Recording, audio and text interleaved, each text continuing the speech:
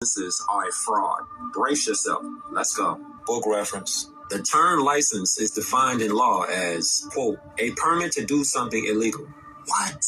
Hold up. Run that back. The term license is defined in law as a permit. Book reference. The term license is defined in law as, quote, a permit to do something illegal.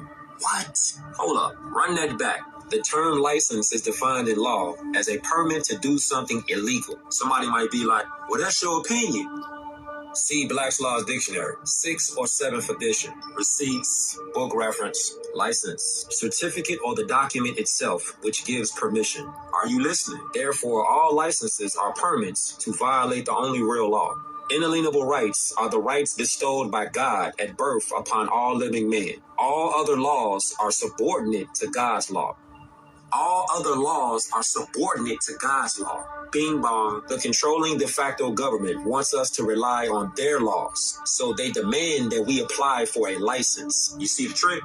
For example, a driver's license, a marriage license, a gun license, etc. Anything that they say requires a license. That's pretty much everything. Somebody might ask, well, how do they get away with it then? They succeed in this intimidation through the corporate courts and police enforcement by so-called officers who have been brainwashed and reinforced by mandatory training programs. Wow. Book reference. States cannot license rights.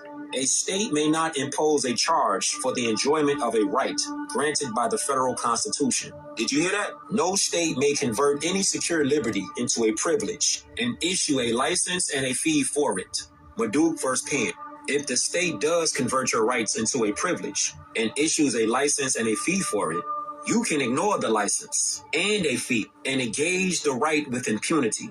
Shuttlesworth vs. Birmingham. Receipts. Remember earlier how I mentioned a marriage license? Check this out. Those who apply for and marry pursuant to a marriage license have added a third party to their marriage contract. The third party is the master. By and through his agent, the corporate state. What? The marriage license gives the state the legal right to decide the fate of the husband, wife, and possessions they procure during their marriage.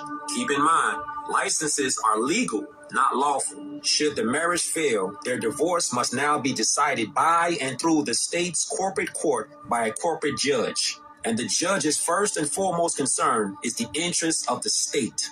You didn't need a license, but since you went and got one, the corporate state became your master and you the slave.